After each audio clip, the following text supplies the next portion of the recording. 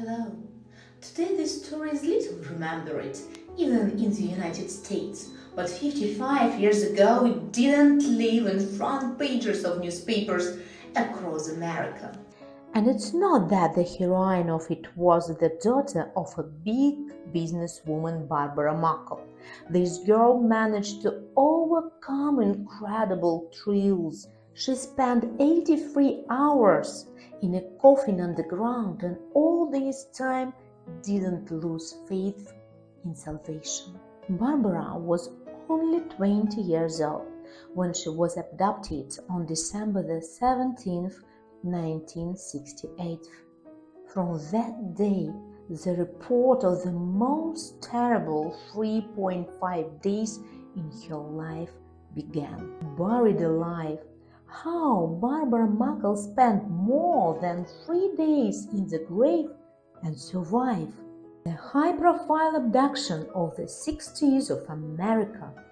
The girl studied at the University of Atlanta, where the Hong Kong flu epidemic broke out. To take care of Barbara, her mother Jane Muckle came to the town.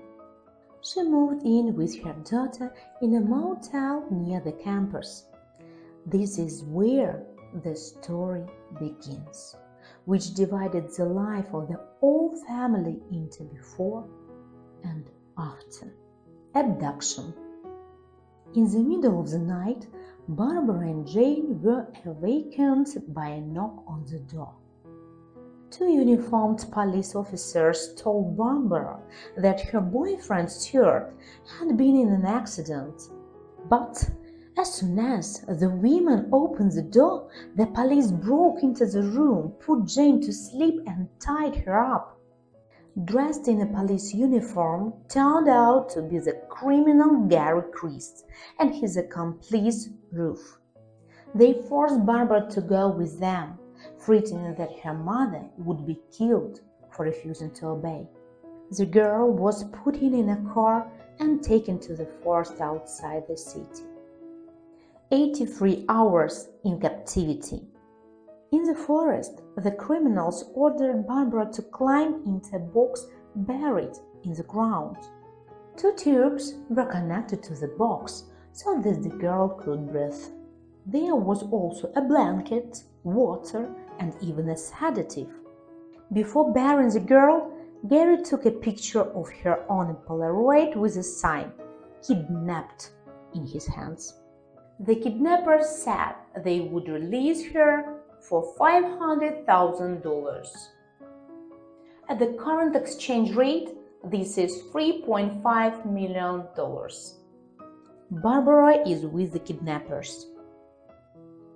When the girl's mother came to, she immediately called 911 and her husband. Businessman Robert Muckle was a wealthy real estate developer and even had a personal acquaintance with Richard Nixon, the President of the United States. Muckles had his own connections, and the former head of the FBI, Edgar Hoover, took out the case on behalf of the President. Soon, Robert Muckle received a call from the kidnapper himself, presented his demands, and threatened that, if he contacted the police, he wouldn't see Barbara alive again. Redemption. According to the kidnapper's demands, Robert had to advertise in the newspaper and confirm his willingness to give any money for the return of his daughter. The ad was replaced the next day, but only 2 days later, Gary called Robert again and told him where he should leave the money. But the transfer of money failed. The random passerby considered the suitcase suspicious and called the police, seeing which the criminal threw the suitcase and ran away. The businessman had to contact the kidnapper again for the newspaper and convince him that he hadn't called the police. Only after that, the transaction turned out to be carried out. But the kidnappers didn't keep their word. Instead of the exact location of Barbara, they named only the forest where she was buried. Rescuers researched for the girl for many hours until they found plastic tubes sticking out the ground. Salvation. Researchers had already started digging when they heard a faint knock from the grave. All this time, the abducted girl didn't give up and tried to call for help. When the box was unearthed, Barbara spent almost 3.5 days, 83 hours in it. The girl lost 3 kilograms and was severely dehydrated. It turned out that the light in her underground captivity, which was supposed to work for 11 days, turned off after 3 hours. All these days the girl spent in the dark. Barbara's kidnapper Gary Christ tried to escape from the United States by buying a boat and sailing across the Gulf of Mexico.